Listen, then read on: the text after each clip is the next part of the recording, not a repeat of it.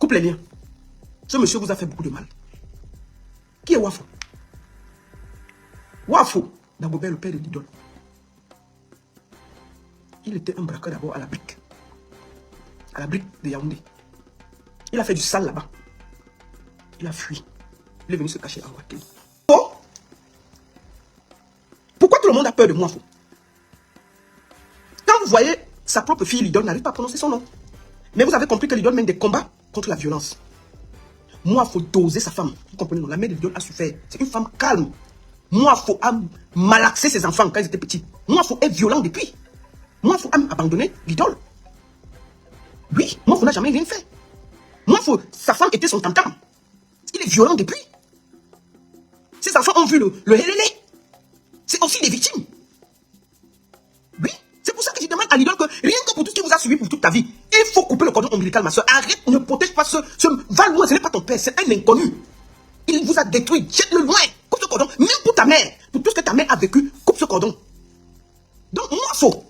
Comme vous voyez là, il tapassait les gens au quartier comme chez lui à la maison. Il naquait les gens chez lui à la maison et dehors. Même l'idole, il n'a pas beaucoup fait pour elle. C'est quand elle a commencé sa carrière, puisqu'elle a commencé très jeune, que le monsieur est revenu. Il a fait quoi? L'idole est plus proche de sa mère que de ce bandit. Oui, l'idole est plus... Et vous voyez que celle qui a toujours protégé l'idole, qui a toujours été proche de l'idole et de ses enfants, est discrète, qui connaît la mère de l'idole. Mais le monsieur, dès qu'il y a une petite lumière de sa fille, il est là derrière. Il est déjà derrière pour voler la lumière. Il ne s'est même pas occupé, il a torturé les enfants. Mais dès que l'enfant a eu la lumière, il est venu entrer pour voler même la lumière de l'enfant. Il n'a pas fini de voler la lumière de l'enfant, il a volé sa carrière, volé sa vie et tout gâté la famille. Comme s'il ne les avait pas assez détruits quand ils étaient jeunes. La mère de l'idole, son frère sont des victimes de ce sanguinaire. C'est pour ça que je demande à l'idole que rien que pour ta mère, coupe ce cordon ombilical, dénonce ton père et jette-le. Si vous pouvez changer même le nom, pour vous-même. Le père de l'idole est un ancien braqueur. Vous savez pourquoi les gens ont peur? Parce que le gars avait un gang de braqueurs. Et les gens ont peur du retour. Il a les gens que lui dirigeait, qui vont braquer et qui viennent lui dire les doubles trucs. C'est comme un boss, un parrain. On va qu'il est là. Donc les gens disaient que même si l'ouvre il donne un ordre là, on vient, on me bolle avec ma famille, il va dire quoi? C'est ça le problème. Ce monsieur est dangereux, même pour la mère de l'idole. La femme l'a fait le hélélé avec lui. C'est ça qu'il s'agit. Donc pour moi, l'idole est aussi une victime. Si vous avez remarqué hier, dans sa sortie, elle n'a même pas la force de parler de son père. Elle sait au fond d'elle que ce que son père a fait est inadmissible. La pauvre, elle n'a même pas encore du retour. Si vous voyez le quartier, le quartier qui ne vit pas dans la maison tous les jours, le quartier a peur de quelqu'un. Imaginez-vous ce que l'idole a vécu dans la maison, ce que sa mère a vécu dans la maison, ce que son frère a vécu dans la maison. Imaginez-vous ce que ce monsieur a fait. On vous parle de quelqu'un qui a coinché 2 personnes en 2 semaines. Donc lui, ça ne lui coûte rien que l'idole sort même, elle dit quelque chose, il a les petits, il donne l'ordre, on vient, on les appuie, tous on les bolets. Lui quoi? Quand vous voyez quelqu'un qui coinche un enfant de 6 ans, il a le cœur. Il a le cœur. Donc je pense que même elle, avec tout le traumatisme qu'elle a de tout ce qu'elle a vécu, c'est pour ça que cette fille elle a peur. Cette fille est aussi otage de ce monsieur. C'est pas ton père, l'idole. Coupe les liens. Il vous a détruit depuis que vous êtes petit jusqu'à aujourd'hui. Il est dangereux. Pour toi et ta mère. Rien que pour ta mère, déposez-le. Et moi, je voudrais dire à tout le monde. Oui, l'idole a fait des erreurs. Oui, l'idole, peut-être, elle n'aurait pas dû. Moi, j'aurais souhaité qu'elle fasse un communiqué écrit. Mais je suis sûr qu'elle était sincère dans ses pleurs. Parce qu'elle est dépassée. Sauf que quand vous avez un bourreau, imaginez-vous, elle a grandi avec ce bourreau qui les a détruits mentalement, moralement. Il a tout volé en eux. Même quand un de ses enfants sort pour aller devenir quelque chose, il vole encore cette lumière. Il a tout foutu en l'air. Parce qu'il est foncièrement méchant, jaloux, aigri. Donc, l'idole, je pense qu'elle a eu peur. Parce que vous ne savez peut-être pas ce qu'elle a vécu depuis qu'elle est petite. Je suis sûr que l'idole, la pauvre. Je pense que c'est pas pour parce que de toutes les manières, elle est responsable du sens qu'elle porte le nom de ce monsieur qui a détruit une famille. Donc de toutes les manières, le karma va la suivre, c'est clair. Mais moi, je dis aussi que l'idole doit faire une sortie, c'est mon avis, hein, pour se désolidariser vrai de son père et le déposer au carrefour. C'est sûr que c'est tout ce que tu peux faire, l'idole. Il faut que tu déposes ce monsieur-là avec son nom et tout. C'est ce que moi je pense. Il faut reconnaître que c'est un braqueur. C'est un braqueur qui a fait du sale au quartier. Il a braqué les voisins, il faisait du sale. C'est de ça qu'il s'agit. Il faut qu'on dise les vérités. Il a fait beaucoup de mal aux gens. C'est un monsieur dangereux qui doit être mis hors de la société. Peut-être tu as voulu faire du bien, mais non. Ce monsieur est dangereux. Et rien que pour ça, il doit être mis loin. Sans état d'âme. Rien que pour Matisse. On ne peut pas lui accorder des circonstances atténuantes. Et c'est ce que toi, tu dois faire, idole. Tu dois couper ce cordon ombilical et déposer ce criminel loin de toi. Et de ta mère, de ton frère. Tu dois le dénoncer, idole. Si tu ne le dénonces pas, ça veut dire que tu soutiens ce qu'il a fait. Oui. Même pour bébé Matisse qui était proche de toi. Cet enfant que tu aimes, que tu as vu naître, grandir. Tu dois dénoncer. Oui. Ce monsieur ne mérite même pas qu'on le couvre. C'est pas normal. Je suis sûr même que beaucoup de fois il est passé à la télé, là tu n'as même pas voulu. Le monsieur s'est incrusté, puisque tu as peur de lui depuis la naissance. Peut-être c'est ça. Quand on le voit, ta mère même qui était proche de toi, qui a fait de toi tout, qui t'a donné les conseils, qui t'a rendu une fille sage, bien, posée, responsable. La femme de tu es toujours distraite, dans le coin, au calme. Lui qui n'a rien fait que vous créez des problèmes, que vous menacez, vous battre ta matière, vous faites tout ce qui est mauvais. C'est lui qui était toujours que, dès qu'il y a une caméra qui te filme, il est là derrière toi. Tu avais peur de Blake. L'idole, ce n'est pas ton père, c'est Blake. Oui. Ce monsieur, ce n'est pas ton père, c'est monsieur, c'est Blake. C'est Blake, c'est Blake la brute. Ce n'est pas ton père, c'est Blake la brute, le braqueur du quartier. C'est tout normal qu'une télévision vienne faire un reportage dans un quartier, deux télévisions, tout le monde a peur de parler d'un être humain. Le Camerounais qui aime la caméra, qu'on croit que dès qu'il y a même un petit truc qui s'est versé, dès qu'il voit la télé, ils sont alignés là, tout le monde peut parler. On arrive dans un quartier, tout le monde est assis en bas du lit, en ayant peur de Blake. Parce qu'elle ne dit pas que c'est ton père, de Blake. Hein, maman? Blake, c'est pas ton père. C'est un dangereux. Et tu dois couper les liens. Il s'est imposé dans ta vie pour te nuire. Il a commencé à te nuire quand tu étais petit. Il n'a pas participé à quelque chose. Et il a commencé à nuire à ta jeunesse. Il faut débrancher ce monstre de ta vie. C'est un conseil. Et je voulais aussi dire à la famille de Matisse, mes condoléances les plus attristées. Vraiment, je voulais vous dire que quand une télévision vient, moi je ne sais pas ce que vous aussi vous cachez parce que je ne comprends pas l'affaire là. Il faut parler, c'est quoi? Vous êtes les victimes. Vous êtes les victimes. C'est pas vous. Remerciez Dieu qu'on peut mettre en avant pour qu'il y ait justice. Parce que les affaires du Cameroun, là, si on se tait 3 jours, on vous laisse dans votre histoire là. Ne soyez pas étonné que dans 3 mois, Blake se promène en Guakelé. Hein. Ah, je vous le dis tranquillement. Hein. Le pays là, que je connais là. Ne soyez pas étonné. Qu'on s'amuse comme ça là, on finit de se taire, on finit de faire le bruit, on fait le bruit là. Dans 3 mois, Blake se promène en Guakelé avec ses gants. Tout le monde a peur du retour parce qu'ils ne savent pas si Blake va partir en prison ou il va. Parce qu'on connaît la justice du Cameroun.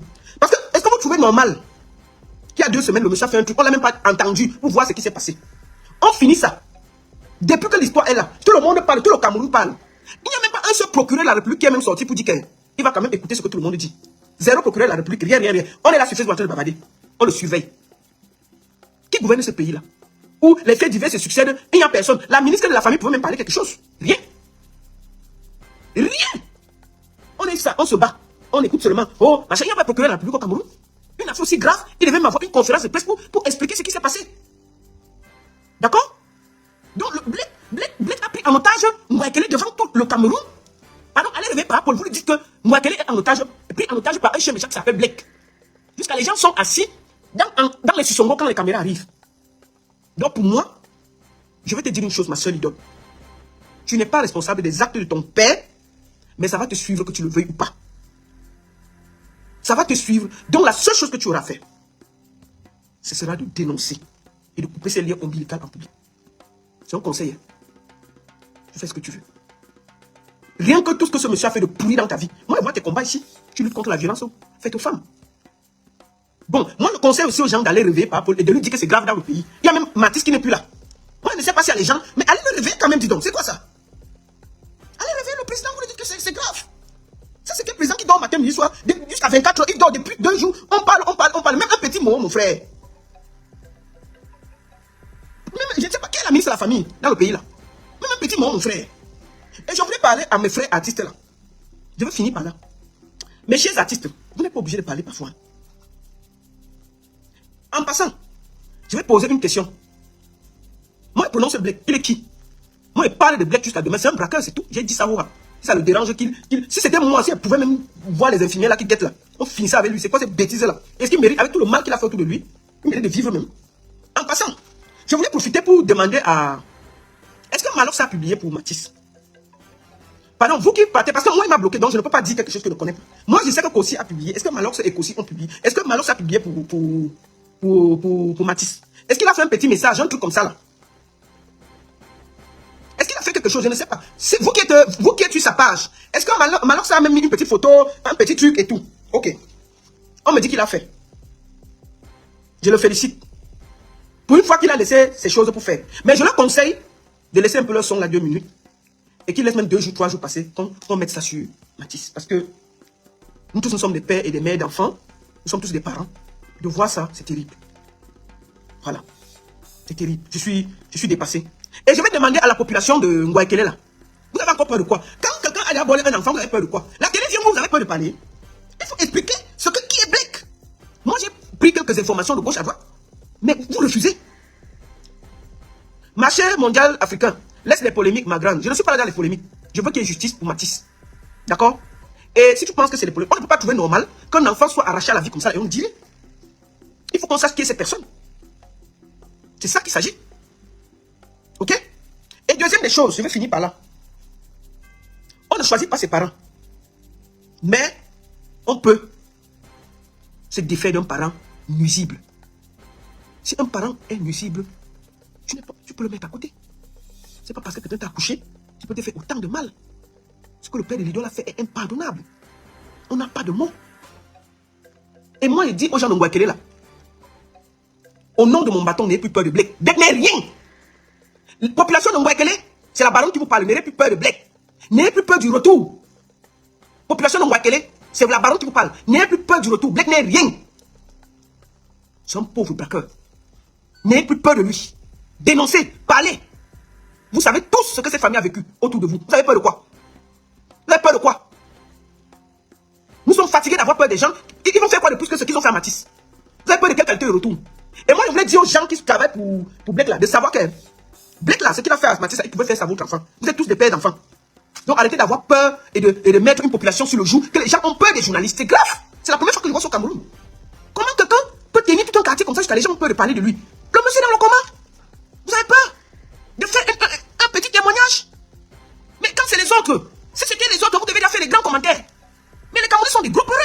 Quelqu'un est mal, il est dans le coma. On vient dans son quartier demander qui était le monsieur. On dit que non, on ne parle pas. Aïe.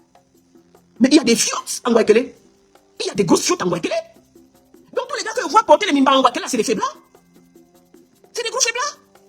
J'ai pas compris ça. Jusqu'à vous chasser la télé. On vous voit avec le pointillé là, mais vous mimbansons nous comme ça en Ngouaikele.